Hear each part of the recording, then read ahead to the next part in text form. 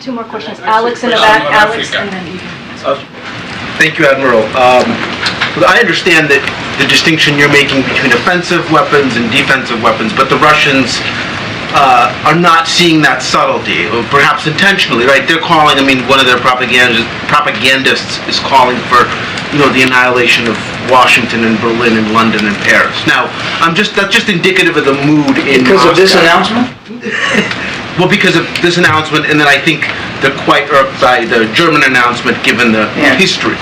So, is it possible that they see this as a provocation to escalate? And I heard one of my colleagues ask about tactical nukes. Could this give them a pretext to use those either on the battlefield or against the Baltics or Poland or elsewhere?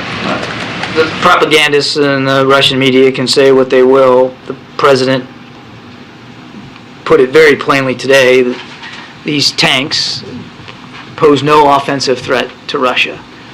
They do, as I told Phil, pose a threat to Russian soldiers and units that are in Ukraine. They're very powerful, very capable. And not just the Abrams, but the Leopards that are going to be coming soon too. Very, very powerful. But they don't pose a threat to the Russian homeland. They are designed to help the Ukrainians in what we believe is going to be a need for combined arms operation in the coming operations in the coming months. The nuke threat specifically, do you see that worsening? I would just tell you, we don't have any indication that Mr. Putin has any intention to use weapons of mass destruction, let alone nuclear weapons, tactical or otherwise.